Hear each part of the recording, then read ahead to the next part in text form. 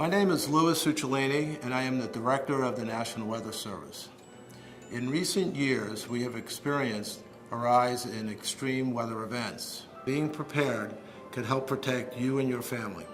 The National Weather Service is forecasting an active to an extremely active 2013 Atlantic Basin hurricane season. We are forecasting 7 to 11 hurricanes in the Atlantic Basin, with up to 6 of those storms having the potential of becoming major hurricanes. I encourage everyone to get the information needed for severe weather emergencies. Have a plan and help make this country a weather-ready nation.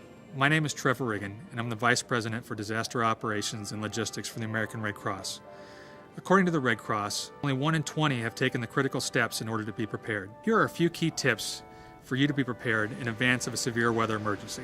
Create an emergency kit, including items such as batteries, flashlights, weather radios, first aid kits, water, and personal hygiene items. Keep emergency supplies in place and have a plan for before, during, and after severe weather strikes. Have multiple sources for weather alerts to stay informed. Identify an appropriate shelter in your home, neighborhood, and community ahead of time. Take steps to strengthen your home and business against severe weather. And finally, create a readily available list of key emergency contacts and store it in a safe, dry place.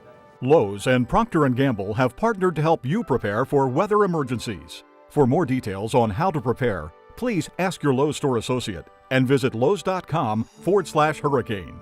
Lowe's is the headquarters for all your weather emergency supplies.